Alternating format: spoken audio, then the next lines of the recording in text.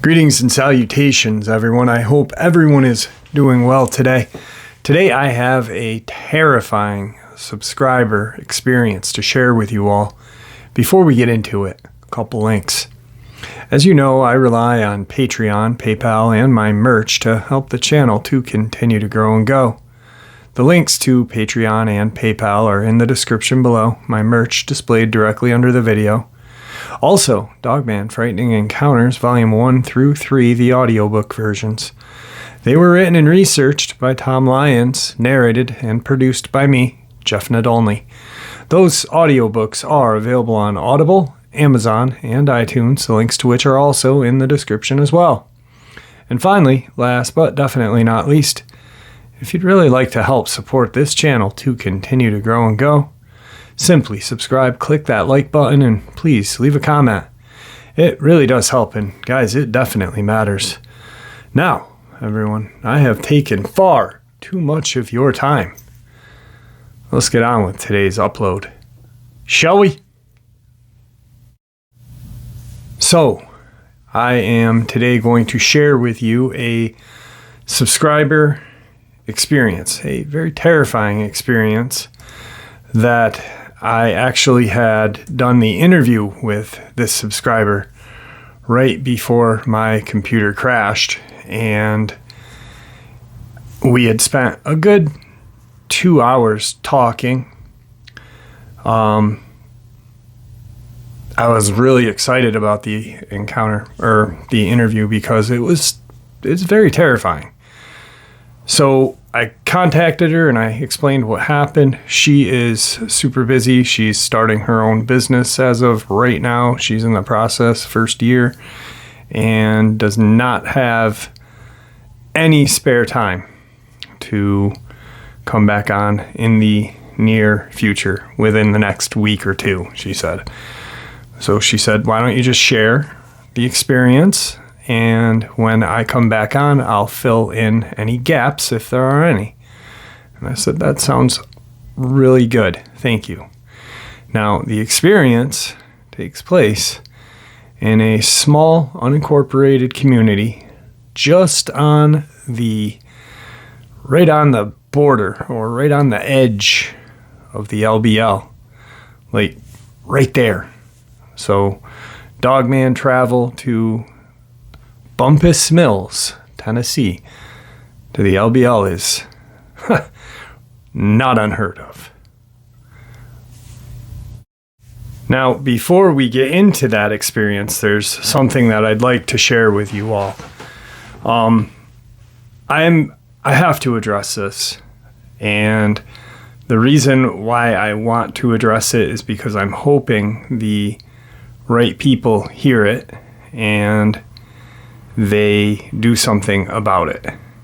If they don't, then I definitely know what I and my YouTube creator advisor talked about last night may have some sort of truth to it. So, first of all, there are channels out there that are in this field that are smaller, and they whine about being blacklisted. Okay?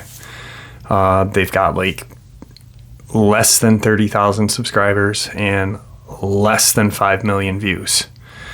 That really isn't going to bring any attention to anyone, first of all. I have almost 18 million views.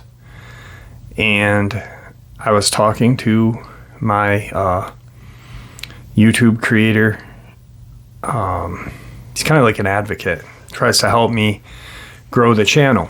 And he's been watching my views, my time, everything. And he's baffled because my channel has pretty much stayed the same for about a year now. It has a very slow but steady growth.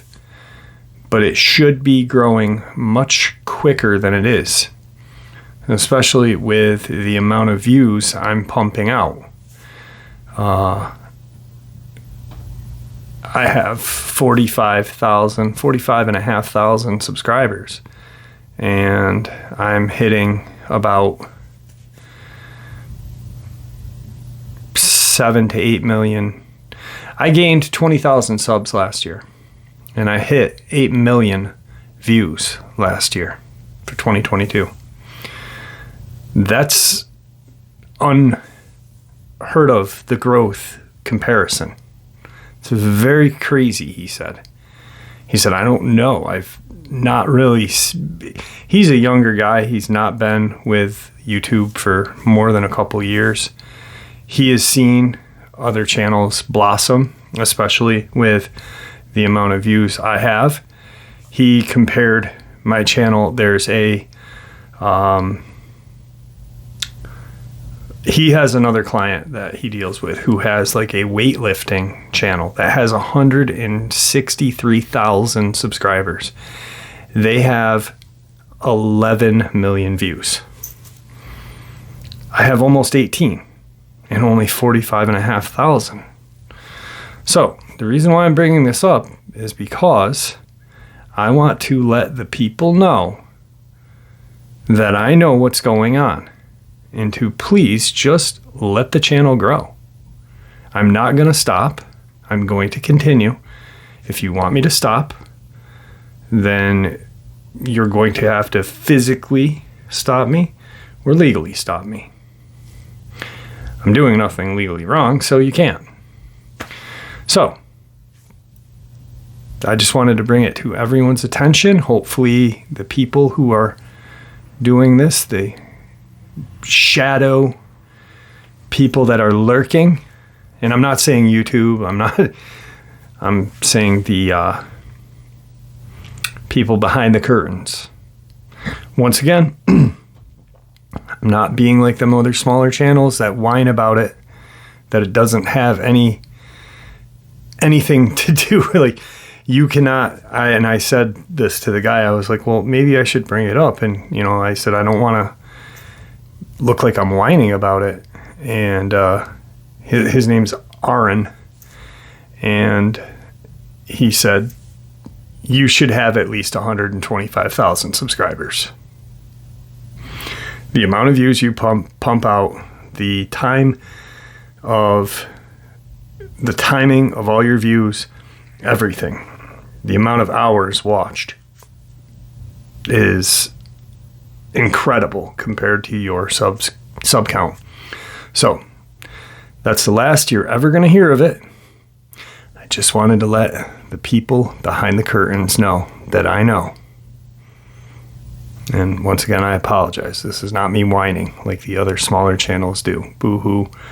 I've got less than 5 million views, and I've got less than 30,000 subs, and I think I'm blacklisted. Well, you're not. You're not shadow banned. I think I am. Hopefully not. But like I said, now let's get into it. All right. So my subscriber reached out to me just the other day, past weekend. We had a 2-hour conversation. She lives in this very small, unincorporated town called Bumpus Mills, a very small rural community. Her brother-in-law, her husband had passed away. Her brother-in-law and sister live behind her. Her brother-in-law is a gunsmith, and he has a small gun store behind them. She lives in front of them on a small rural road. Now, Bumpus Mills is she said it's about a half an hour to the LBL. She has gone hiking there. They've gone fishing. It's right there. So with the weather change that we've been having. It was a really nice night out about 2 weeks ago. So 3 weeks ago, I'm just going based what she told me. So 3 weeks ago, the weather was kind of nicer than normal, and which we all know it has been. And she is outside with her 2 Rottweilers. She has a beautiful backyard. There's deep woods behind her, and there's a road that runs aside of these woods that goes to her sister's house and her brother-in-law's house. So she's out there enjoying the weather. She said she was actually having a glass of wine. She was trying to work out numbers. She was on her laptop working. She has 2 beautiful, or had 2 beautiful Rottweilers, 2 males that were 4 years old. Now, she had heard some noises out in the woods behind her home, and these woods are pretty deep. Not excessively deep like deep Appalachian woods, but this is deep.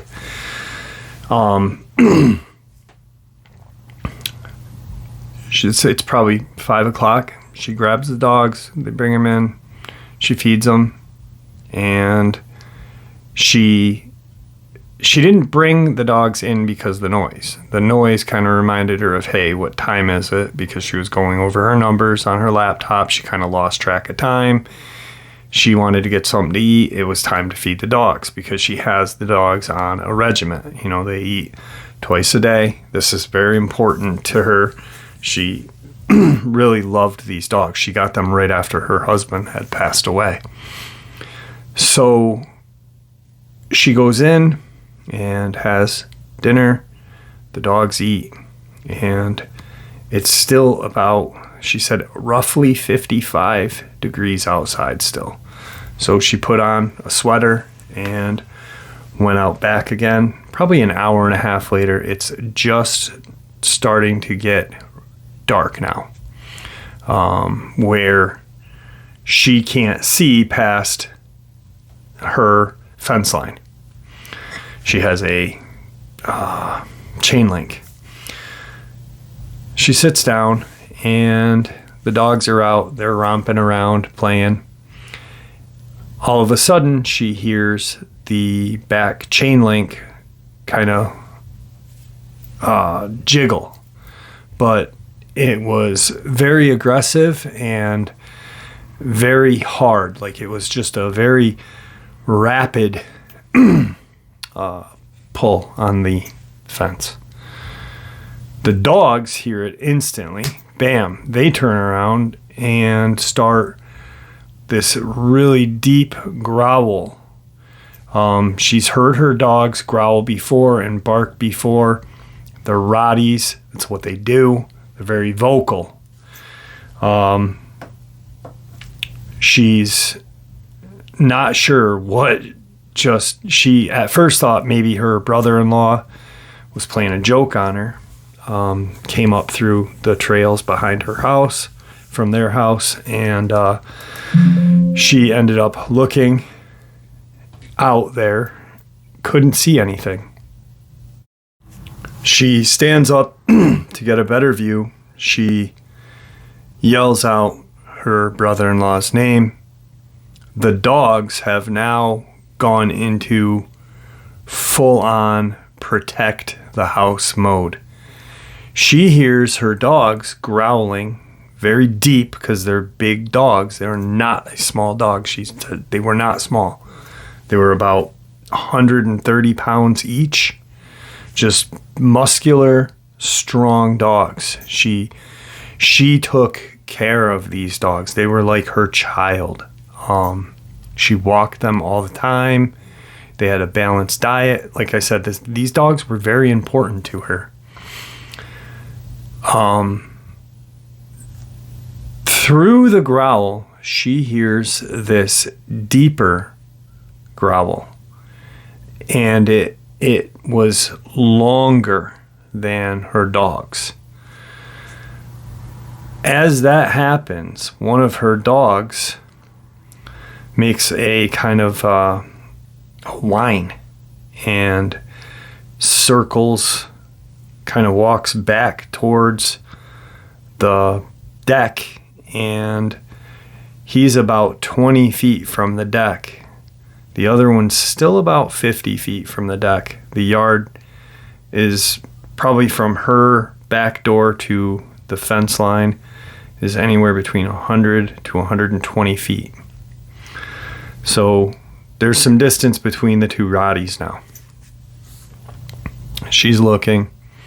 She calls out to her brother-in-law again. Nothing. But this very deep growl happens again.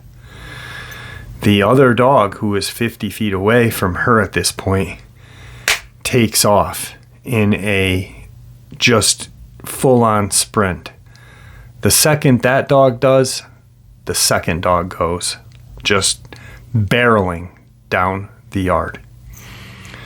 She hears whatever is behind this fence crash over the fence. She said it sounded like it had just pushed the fence down and was in her yard at that point. And she hears her dogs just savagely growling, barking, and gnashing. She goes into she opens her back door, goes into her kitchen, grabs her cell phone, which is on her kitchen table, and she has a pistol. She said everyone I know has a pistol. And because we were talking about pistol permits in New York and how crazy New York State is now, and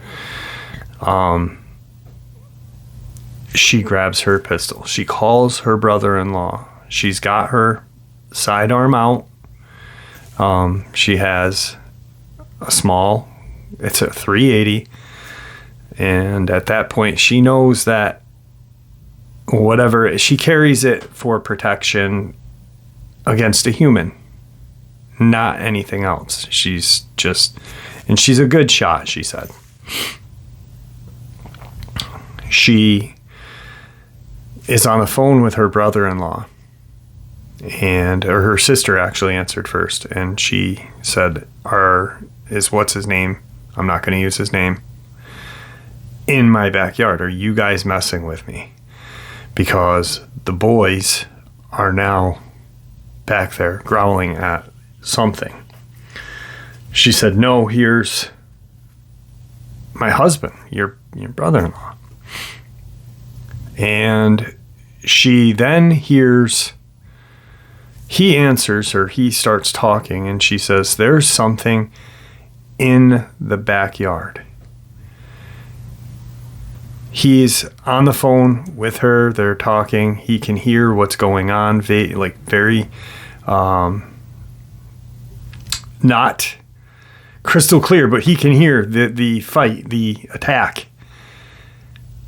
All of a sudden, she hears this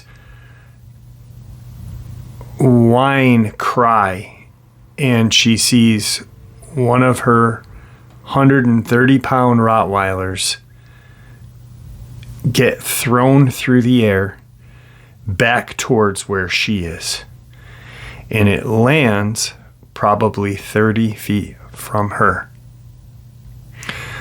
So whatever this thing was had thrown her dog. The dog's trying to get up.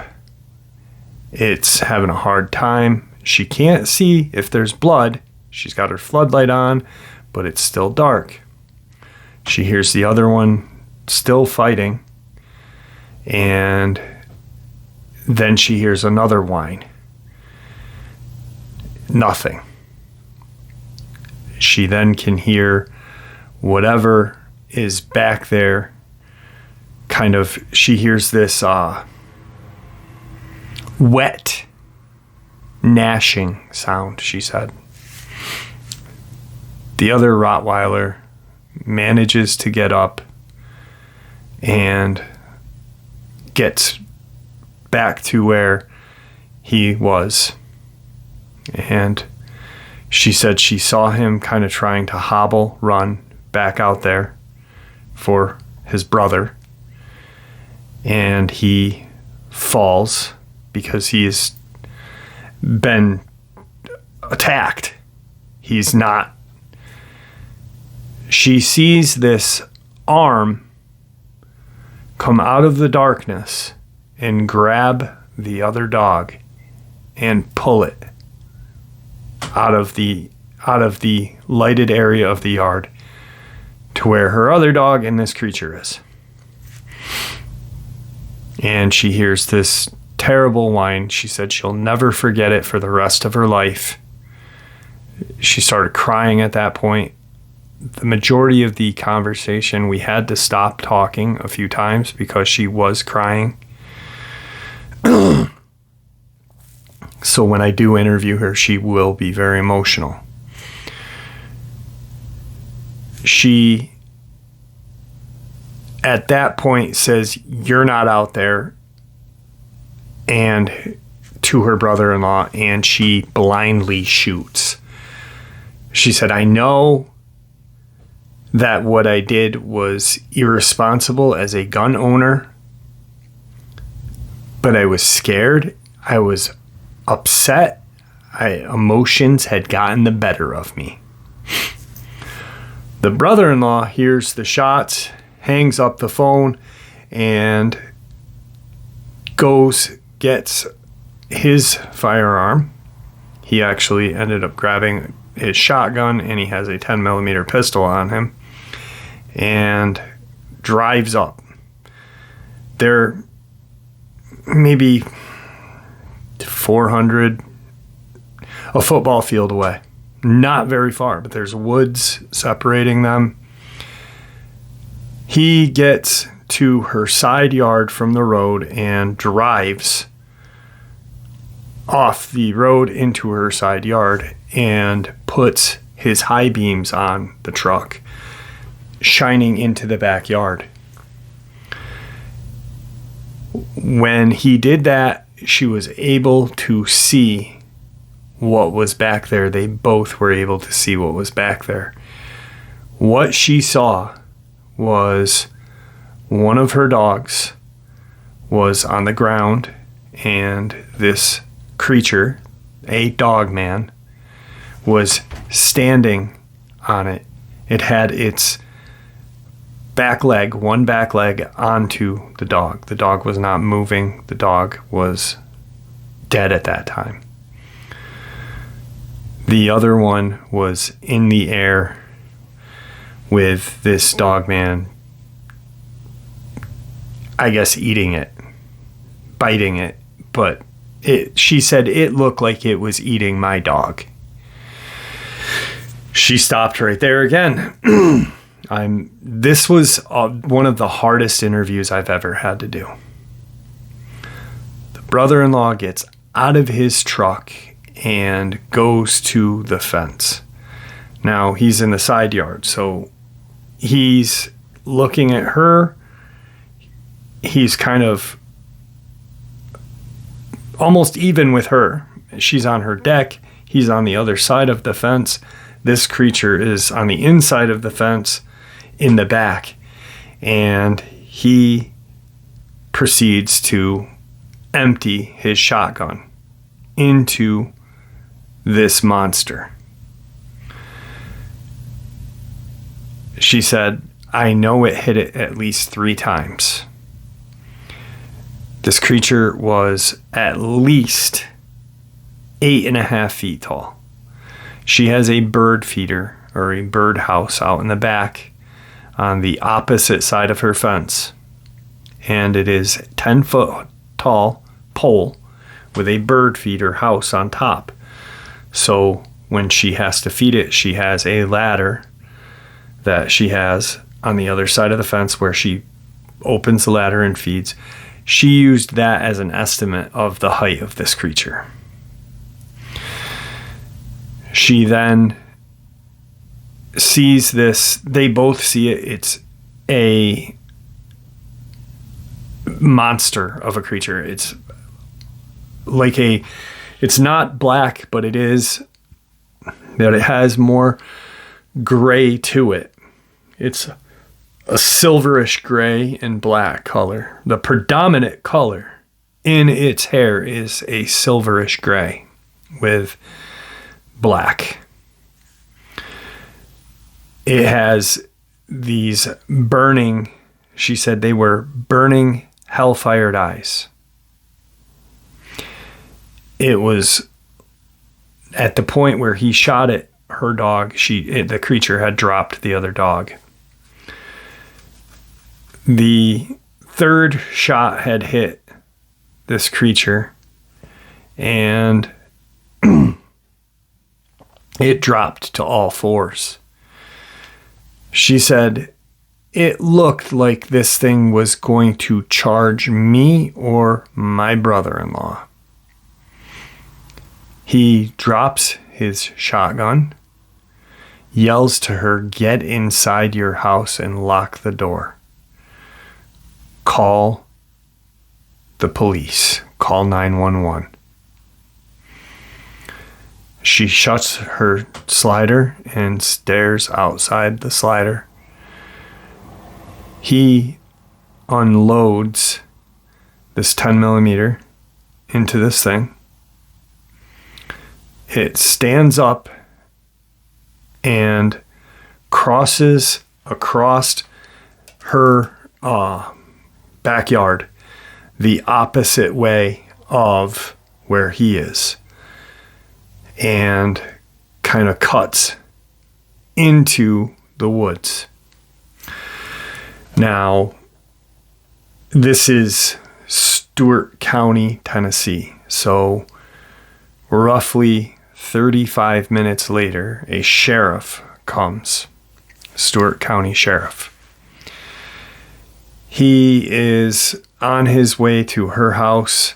The way the creature ran would have probably put it, she said, it must have gone past my sister and brother-in-law's house through those woods and went out into a road called Wall Hollow Road. As this sheriff was coming to her home,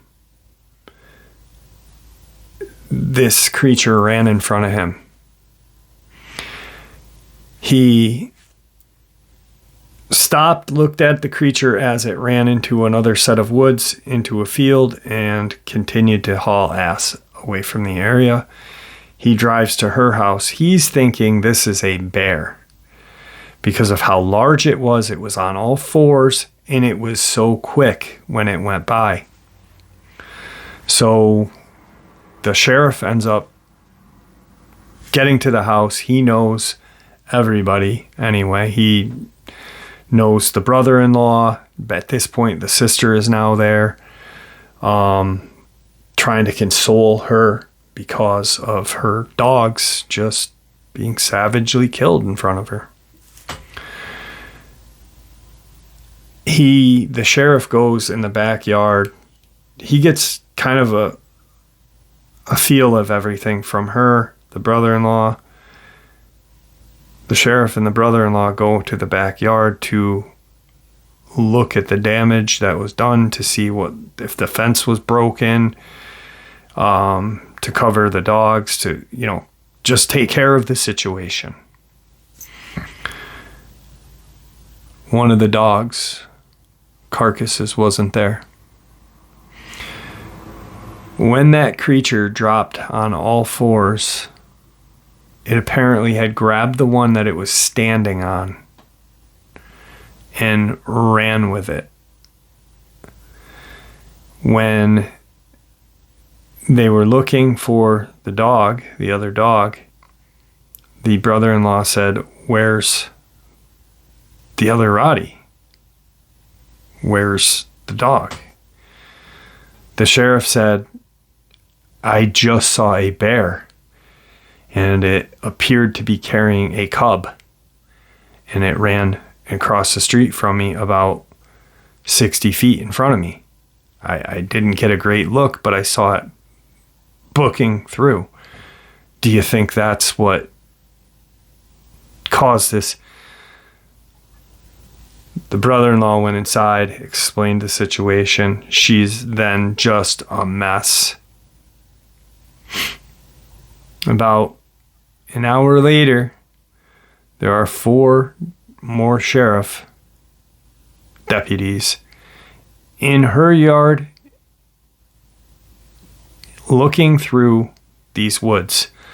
They combed the woods. They went on these back roads, looking for the creature.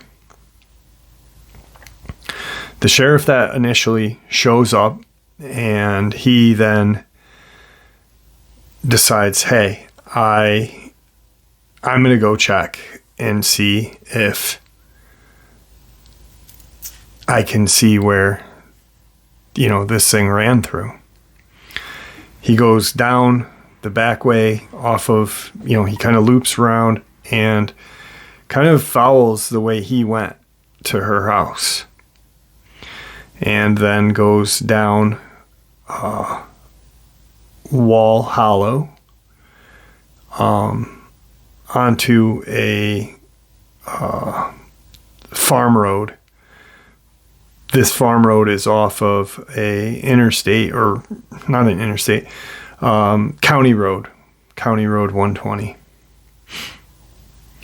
He drives down the dirt farm road, and as he's coming into the road, one of the farmers kind of sees the car and comes out and says, hey, what's all the ordeal? What are you down here for? Yada, yada. And he said, hey, we just saw this bear.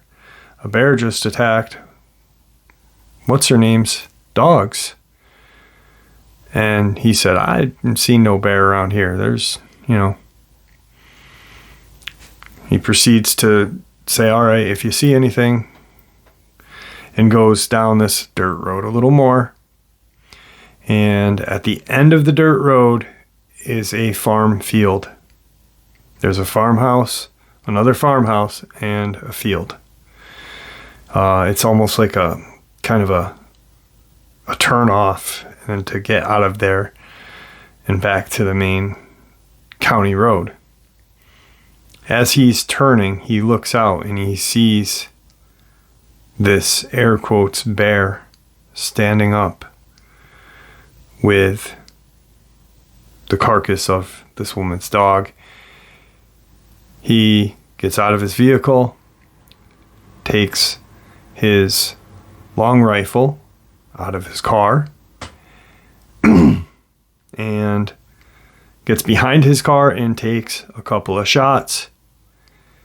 He believes that it hit the dog, or hit the dog man, because it made a very strange noise, and it took off running back the way it came. It had still this dog in its grips.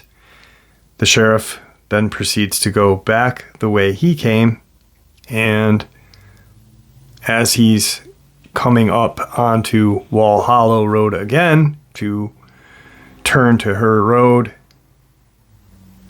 or turn to the road that leads to her house, it goes right by his or her brother-in-law's house. There's the carcass of the dog. And he gets out, stops, radios for another deputy to come. The other deputy takes a different route instead of going down the road that connects from her house, the road that the brother-in-law had to travel up. Instead of going that way, he went around onto 120. He went down this small road onto 120 and then up to Wall Hollow, because he had no idea. He just said, I'm on Wall Hollow. So the sheriff's like, all right, I'll go this way. As he's getting out, he sees the air quotes bear now running bipedally towards LBL. and doesn't stop. He just keeps going to get to where the other deputy was. The dog that was left in the yard had huge claw marks on its flanks, on its back of its neck, head. The dog that the sheriff recovered was missing its back half. It was missing both its back legs and a large portion of its midsection, the soft innards where that would be.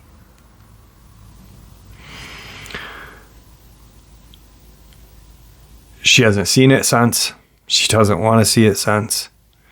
She buried her dogs, and she, like I said, she just is starting her business. Now, all she can focus on is her loss. These dogs were meant to help her cope with the loss of her husband. They were 4 years old. They were her babies. They didn't sleep on her bed. One would sleep on one side of the bed and one would sleep on the other side. They protected her and loved her. She loved them. The fence in the back was pushed down. So when the creature came over the fence, it pushed down on the fence. The fence was about a 5-foot chain link. At that one section where it pushed, the fence probably, she said, was about 3 feet tall, like a dip. She said she's got to wait until probably mid-spring, summer to fix the fence because, she's just doesn't have the funds to fix it and really can't deal with much more. They buried their dogs, or she buried her dogs. Her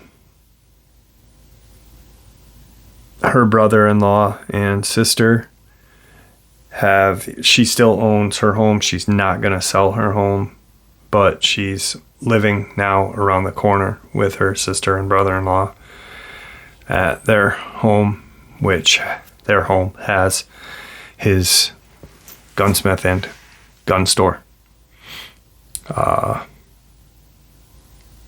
This is a very tragic case, very terrifying event. I'm not doing it justice because I'm not her.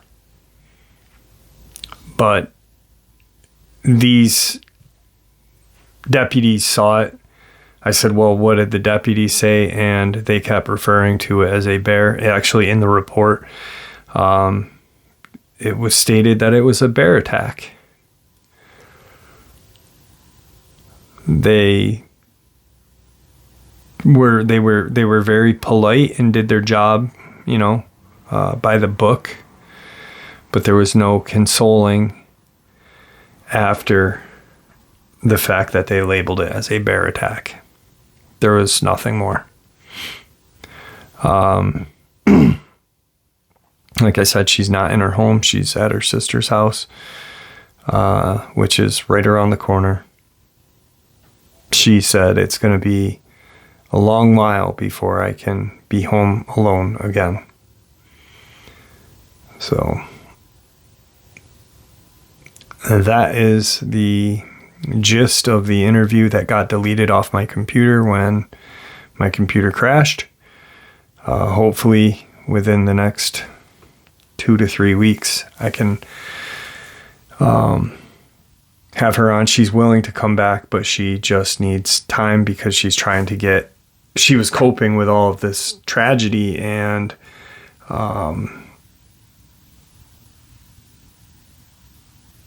attack experience that did not make any sense to her. Her brain cannot really she's actually heard of Dogman before. She knows people that live close by to the LBL, and it's not something talked about openly in public, but it is when you know people. Hopefully she can come on and fill in any blanks, but once again, I know that when she does, it's going to be a very hard interview to have her do. Anyway, that is the experience that was deleted when my computer crashed. A terrifying event, a sad event, and so with that,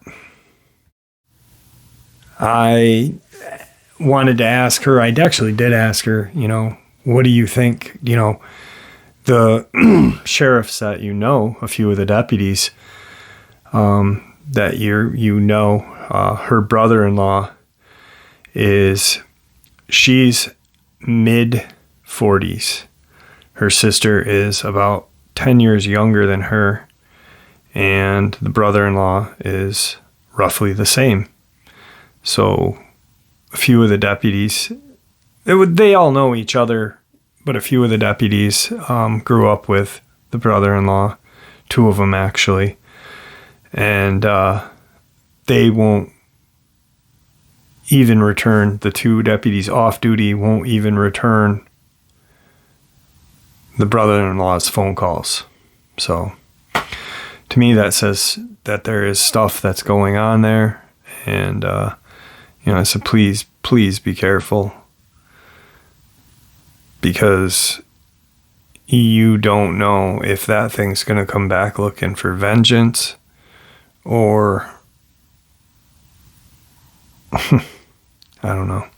Anyway, with that, guys, stay safe, stay healthy, and may the Great Spirit watch out for us all and guide us down that path that we call life.